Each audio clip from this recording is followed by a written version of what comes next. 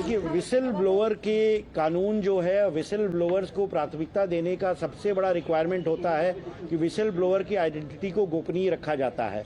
हम इंक्वायरी कहाँ से आया था, किस किस को गया, किन राज्यों में गया, कितने लोगों को गया, कौन कौन इन्वॉल्व था, इस चीज़ की जांच करने की क्षमता और जांच करने की जिम्मेदारी सीबीआई की है।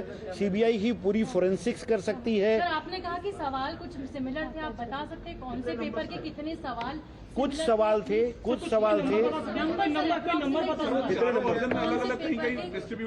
अभी हाँ सर बताइए सर, 720 में से कितने क्वेश्चन पेपर्स जो क्वेश्चंस थे वो कितने सिमिलर थे? देखिए, ये पूरी जांच कि कितने क्वेश्चन सिमिलर थे, 2 पीडीएफ थे, 3 पीडीएफ थे, 4 पीडीएफ थे, यह सब सीबीआई जांच के बारे में आएगा। मेरे लिए इतना पर्याप्त था कि 1 या 2 प्रश्न भी अगर मैच कर रहा है तो मेरी प्रक्रिया भंगित हो रही है, मेरी जीरो एरर, जीरो टॉलरेंस की भंगित हो रही है।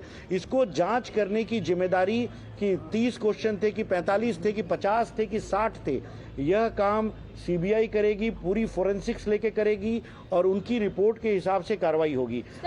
कितने राज्यों तक ये पेपर पहुंचे? कहाँ पर हुई, कोई एक लाइन कहाँ पर चूक हो गई जिसके लिए कहा जाए, उसकी भी रिपोर्ट देखिए। जब तक सीबीआई को जब हमने जांच दी है तो मैं सीबीआई की जांच को प्रभावित नहीं करना चाहूँगा अपना निर्णय करके।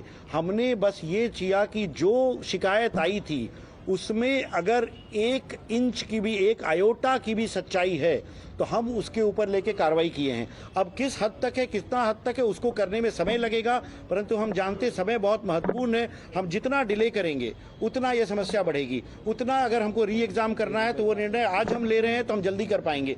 तो हम जांच की इंतजार करें, वो क्या हुआ है, कितने प्रश्न हैं, कौन कौन इन्वॉल्व है, कितने राज्य इन्वॉल्व है, कौन इन्वॉल्व है, यह सब उसकी सीबीआई की रिपोर्ट में आएगा। एक बार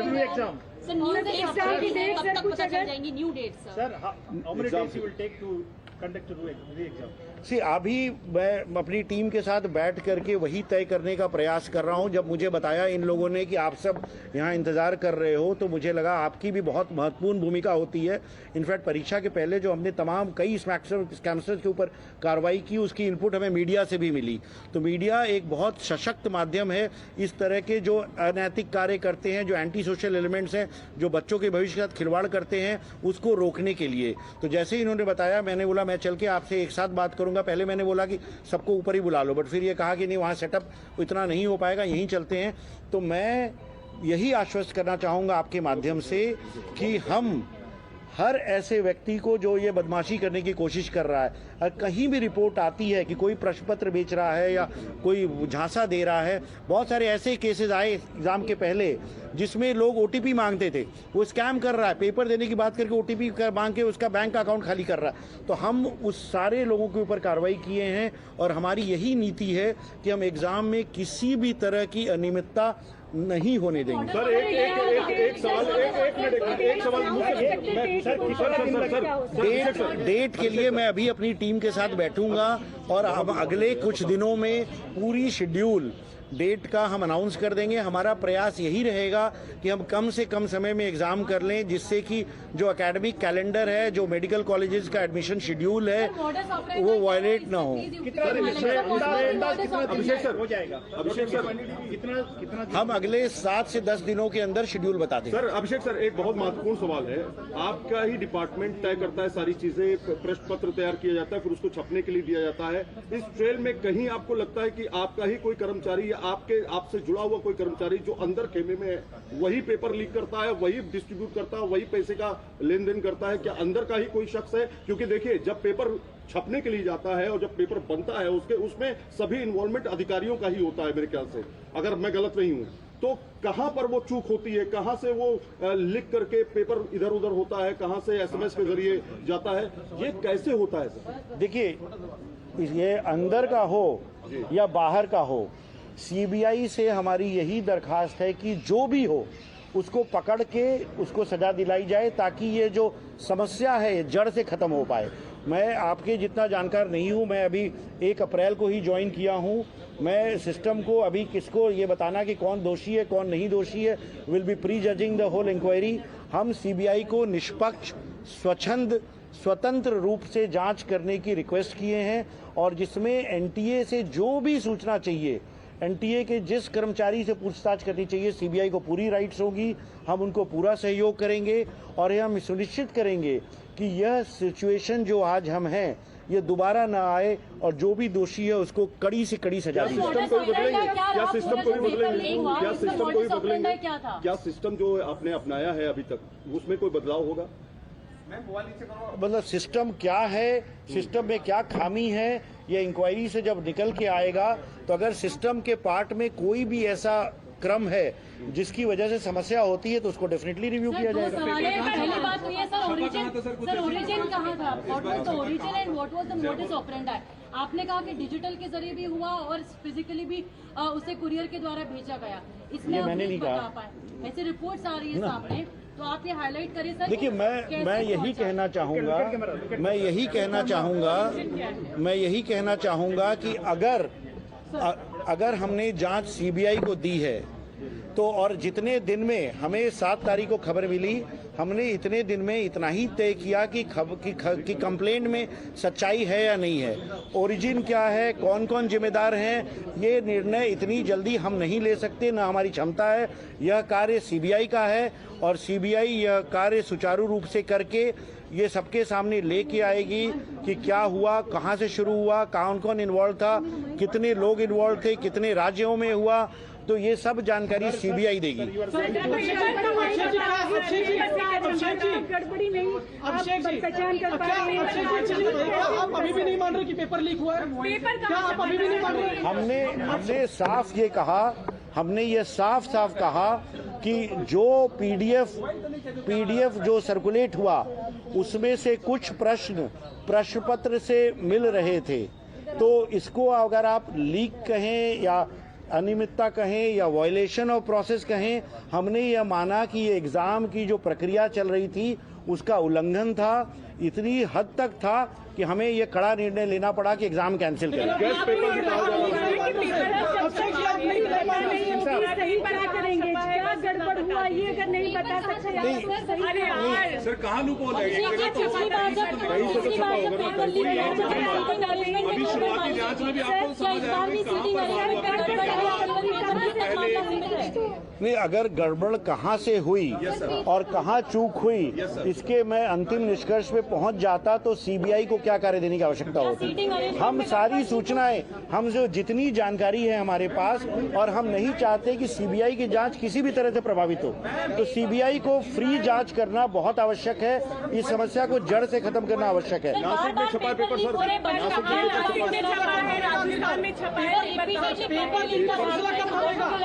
छपने की शुरुआत कहाँ से हुई? छपने की शुरुआत कहाँ से? पेपर के छपने की शुरुआत एक जगह नहीं होती है, कई जगह होती है। वह गोपनीय रखा जाता है तमाम कारणों के लिए, परंतु सीबीआई को वह सारी जानकारी दी जाएगी और सीबीआई वह जो कोई भी व्यक्ति है, किसी भी स्टेज पर है, किसी भी क्रम में है, उसको पकड़ के निकालेगी।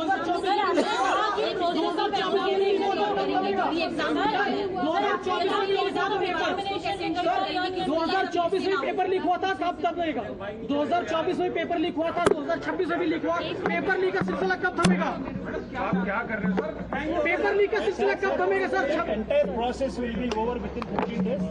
Process of Abhishek ji, pre-examination. Abhishek ji, No, it will take longer. Abhishek ji, paper leak का सिलसिला कब थमेगा? How much time will take? How much time will take? Abhishek ji, paper leak का सिलसिला कब थमेगा? 24 में भी लीक, 26 में भी लीक। पेपर लीक का सिलसिला तत्काल प्रभाव से खत्म हो जाना चाहिए। यह दुर्भाग्य है कि हम इस स्टेज पर हैं। यह हमारे देश के बच्चों के लिए, हमारे देश के बच्चों के अभिभावकों के लिए, पूरे इकोसिस्टम के लिए, हमारे तंत्र में मुझे पता है 2 लाख से ज़्यादा लोग पूरे एग्जाम में जुड़े थे। यह किसी के लिए श्रेयस्कर नहीं है। हम इस बात की जिम्मेदारी लेते हैं कि जो हुआ गलत हुआ, हम उसको कैंसिल कर रहे हैं, दोबारा कराने की ले रहे हैं, इस एश्योरेंस के साथ ले रहे हैं जब मैंने पिछले महीने अप्रैल में भी बात की, प्रेस रिलीज दिया था, हमने यही कहा था जीरो टॉलरेंस है। परंतु उसके बाद अगर कोई अनियमितता होती है तो हमारा ये काम नहीं है कि हम उसको रफा दफा करें, हम उसको एक्सेप्ट करेंगे, हम परीक्षा कैंसिल करेंगे ताकि ऐसे तत्व जो इस पूरी प्रक्रिया की पारदर्शिता को और पूरी प्रक्रिया के जो इंटीग्रिटी को वायलेट करते हैं वो सफल ना हो पाए। तो अगर हम कुछ भी कैंसिल करने और री एग्जाम करने से कम करते हैं तो ये उनको बढ़ावा होगा। 22 लाख बच्चों को क्या कहेंगे सर? 22 लाख स्टूडेंट्स को आप क्या कहेंगे सर? आपको स्टूडेंट्स को कैसा भरोसा देगा कितना दिनों में हो जाएगा? क्या कहेंगे? एक मिनट। स्टूडेंट से बस मेरी यही अपील है कि कभी भी ऐसे किसी व्यक्ति के झांसे में ना आए जो प्रश्न पत्र बेच रहा है या धोखा देने की कोशिश कर रहा है। अगर कुछ भी ऐसा कर रहा है तो उसको पुलिस को या एनटीए को रिपोर्ट करिए, हम उसके खिलाफ कार्रवाई करेंगे। अगर ऐसे व्यक्ति को आप प्रलोभन में आते हैं तो वह उनको बढ़ावा देता है और पूरे व्यवस्था को चौपट करने में कंट्रीब्यूट करता है। तो हमसे बड़ी गुजारिश है कि अपनी मेहनत पे विश्वास करें। जो बच्चे मेहनत करते हैं उनको हम पूरी न्याय देंगे और इस एग्जाम सुचारू रूप से करें। सर कितना दिनों में हो जाएगा ये बताओ। हम बता देंगे। फटाफट आइए।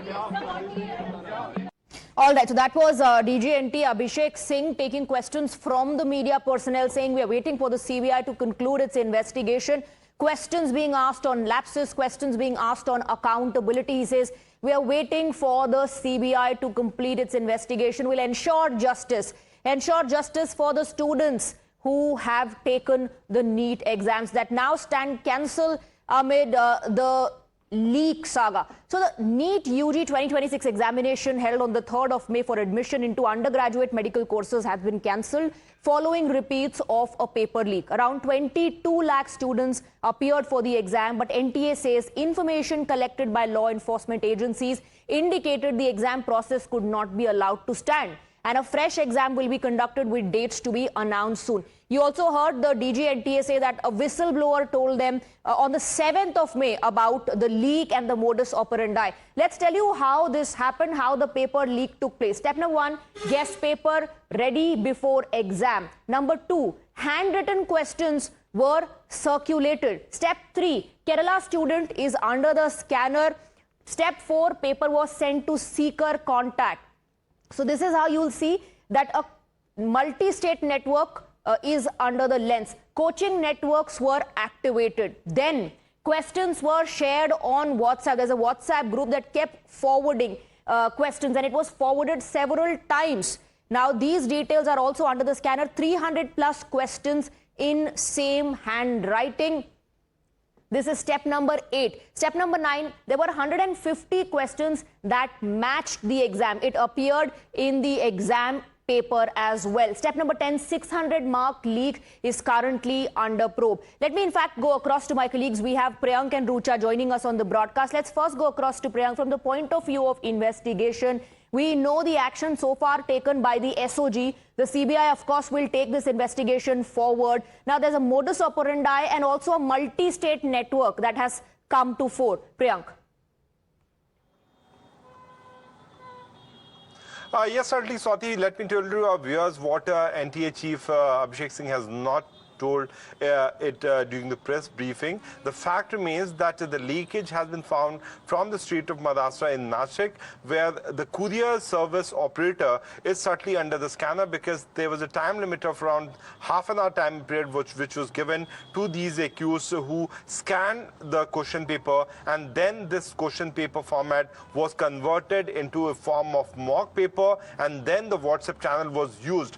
What is very important, that a set of 10 two sets were made of 10 sets each, and this was circulated to different channels, to Andhra Pradesh, to Tamil Nadu, to Telangana, to Rajasthan, as well as in the state of Haryana.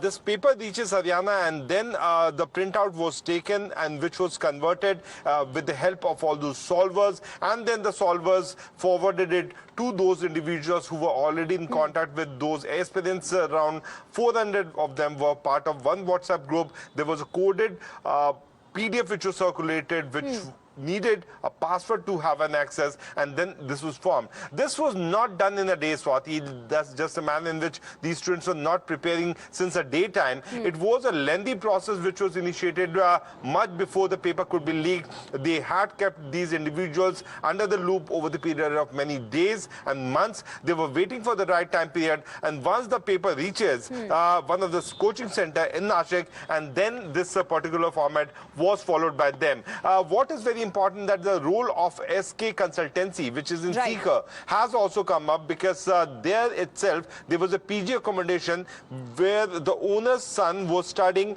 in Kerala, pursuing MBBS. We exactly don't know that whether this student was also he also got admission because of the paper leak or not, and then he circulated it to his father to send it to further. So Priyank, we have some breaking inputs. You spoke about Nashik. There's a breaking input coming to fore, the Nashik angle.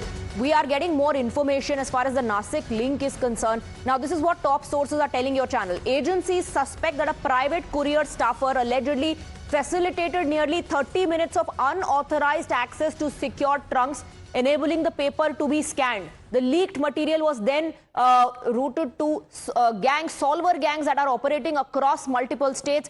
Investigators also believe portable high-definition scanners were used to generate clear digital images, which were later circulated through encrypted Telegram channels and groups. Let me go across to Rucha, who's getting us more details on that. Rucha, according to inputs coming in, it all originated in Nashik. Miscreants had access for 30 minutes to the trunk. Someone, it's an insider's job. Someone allowed that access for 30 minutes.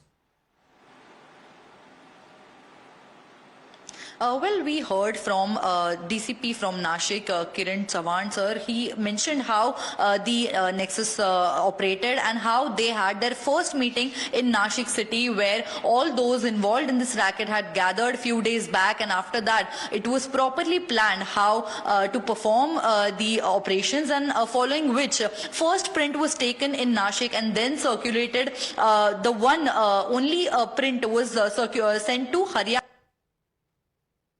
Sets were made and then circulated. But it is important to note that one arrest has been made in this case. An individual from Nashik's Indira Nagar, a person named Shubham Khairnar, has been arrested by the police, and with the help of Rajasthan Police, Nashik Police Crime Branch, the investigation is currently taking place. It will reveal how there are more people involved in this, who all are there. Now, it is also important to understand what is the psychology that the students are currently going through, and to understand that, we are at a coaching center in Dadar. We are joined by 3 professors. Sir, please tell us how this is impacting the student psychology, those who have prepared for exam, who have already appeared for exam. What is currently going on in their mind? The students are really in shock. We spoke to some students and they are saying that we are literally in shock after this incident. A very tragic incident, because after 2 years of hard work, when they are going for the exam and appearing for the exam, they are coming back very happily. And after that, after a few days, they came to know that the paper was leaked. And now they are not in that position to give this with the same zeal and same enthusiasm that paper. So that will definitely impact to lakhs of students who actually appeared for the most over 22 lakh students took the NEET exams. Rucha, do stay on with us. I'll come back to you for more live reactions. Let's also take a look at what happened. This is not happening for the first time. So what happened in 2024? There is an entire history of how these exams collapsed. The largest entrance exam, that is NEET, saw paper leaks earlier as well. This is what transpired in 2024. Paper leak allegations emerged. Now you almost feel like deja vu is happening in 2026. Handwritten exam paper circulated. In 2024, leaks were reported at exam centers in Bihar. In 2026, reports of leaks surfaced from Rajasthan first. But now we know that there's a multi-state network which has come to fore. In 2024, the allegation was massive inflation in scores. 2026, paper was leaked on WhatsApp. The questions were forwarded with the help of WhatsApp groups and on Telegram as well. In 2024, 67 candidates scored perfect 720 out of 720. in 2026. The allegation is that the questions of 600 marks match those questions appeared on the exam paper on 3rd of May 2026. Let's now listen into the reactions coming in. This is how the aspirants, the students and their parents are responding to the entire development. फिर से exam होगा, ये sir ने भी आकर confirm किया class में कि दोबारा एग्ज़ाम होगा। अब सर सिर्फ एग्ज़ाम ही नहीं देना, उसके लिए पूरी प्रिपरेशन दोबारा से देखना है, हर चीज़ दोबारा करनी है। एक माइंड सेट होता है कि हमारा एग्ज़ाम हो गया तो हम हर चीज़ आराम से कर ले जाते। अब दोबारा से वो चीज़ें दोबारा नहीं हो पाएंगी, बहुत मुश्किल होती है। 2024 में भी ऐसे ही हुआ था। मेरा ब्रदर था, 653 पे होने के बाद भी वो खुश नहीं था और हम भी खुश नहीं थे क्योंकि उसको सीट अच्छी नहीं मिल रही थी। अब सेम कंडीशन फिर दोबारा से हो गई है तो खुशी नहीं होती है सर, प्रॉब्लम ही होती है, घर में भी सबको होती है, पेरेंट्स भी बहुत ज़्यादा परेशान होते हैं। पेपर तो ओके था, मतलब एक्सपेक्टेशंस बहुत ज़्यादा थी कि इतने तक आ जाएंगे, बट अब एनटीए ने दोबारा से सेकंड फिर से ऐसी प्रॉब्लम क्रिएट की है। उनको इन चीज़ों पे ध्यान देना चाहिए, लेकिन अब क्या कर सकते हैं। इन्होंने कहा है कि अब दोबारा से पेपर होगा, अब उसी पे हमारी एक्सपेक्टेशन है, लेकिन अब वही है कि दोबारा से प्रिपरेशन करनी पड़ेगी, वही चीज़ें दोबारा से झेलनी पड़ेगी, फैमिली प्रेशर एंड ऑल। मुझे पता चला था ऐसे, मेरे को 5 या 6 तारीख को पता चला जब मेरे दोस्तों ने मेरे को रील पे बताया, रील भेजी थी कि ऐसा पेपर लीक कर आया है कि एक बार देख ले कि अगर तुम्हारा हो सकता है फिर से हो। तो मैंने कहा था कि पता नहीं, देखते हैं, अभी कंफर्म नहीं किया एनटीए ने, तो हमारी इसमें कुछ गलती ही नहीं थी। हमें एनटीए से एक्सपेक्टेशन था कि वो सब 2024 के बाद तो ये सब ठीक कर देंगे, बट उन्होंने नहीं करा। बच्चों को तो बहुत ही ज़्यादा मेंटल ट्रॉमा आ जाता है, एक ब्रेकडाउन हो जाता है कि उनने पूरे जितने भी साल लगाए हैं वो वापस अब उनने दिया और फिर पेपर लीक हो गया। इससे मतलब उनका जो पर्सपेक्टिव होता है वो पूरा चेंज हो जाता है, वापस से उनको वो वही सब चीज़ झेलना पड़ता है। 720 मार्क, 180 क्वेश्चंस, वो 3 घंटे कैसे जाते हैं उनको ही पता रहता है। वो अब लीक हो गया, बहुत ब्रेकडाउन ही हुआ होगा उनका mental. Now, you heard the DG of NTA say that measures are being taken to ensure that this does not transpire again. But let me tell you how it looks like in terms of the security, the kind of security that is provided. NTA claims foolproof exams. Security, the steps that are taken. Papers carried in GPS vehicles. Number 2, question papers are watermarked. That's the second layer of security. Number 3, 5G jammers are deployed at all exam centers. That's number 3, layer number 3. Number 4, biometric checks of the candidates is done. Then you have AI-based CCTV surveillance which is used. But despite all of that, if paper leak takes place, then what is one supposed to say about the kind of system that is in place? Also, we just told you how access to those trunks were given for 30 minutes by a private courier staffer. Now, let's listen into the kind of reactions that we're getting. There's a lot of politics happening on the issue as well over this fiasco, with opposition leaders sharpening their attacks on the government over concerns about exam management and fairness. Sachin Pilot ji, NEET की परीक्षा जो है paper leak हुआ है, कहा जा रहा है 22 लाख से ज्यादा स्टूडेंट थे जिनका भविष्य अब दांव पर लगा है। सरकार की तरफ से कहा जा रहा है फिर से परीक्षा होगी, सीबीआई इसकी जांच करेगी, क्या कहेंगे? कि सरकार सिर्फ जांच करके अपना पल्ला नहीं झाड़ सकती है, अकाउंटेबिलिटी होती है, रिस्पॉन्सिबिलिटी होती है। और जैसा आप खुद कह रही हैं कि 22 लाख बच्चों ने पेपर दिया था, उसमें से मेरे ख्याल अधिकांश वो हैं जिन्होंने ईमानदारी से एग्जाम दिया था, तो उनका भविष्य का क्या होगा? कुछ ओवरेज हो जाएंगे, 1 साल का नुकसान होगा, और सबसे ज़्यादा जो सिस्टम है, हमारी व्यवस्था है, उसमें लोगों का विश्वास खत्म हो जाएगा। और ये पहली बार नहीं हो रहा। अगर पहली बार होता तो हम समझ सकते थे, क्रमवार तरीके से हर साल होता है और हर साल जाँच होती है। अभी 2 साल पहले सीबीआई की जाँच हो रही थी नीट पेपर लीक की, उसका कोई खुलासा नहीं हुआ, कोई दंड। 4 बार पेपर लीक हो चुका, तो पेपर ऐसे तो लीक होते नहीं है। इसका मतलब बहुत बड़े स्तर के ऊपर कुछ ना कुछ तो कल्यूजन है, मिली भगत है, पॉलिटिकल पेट्रोनेज है।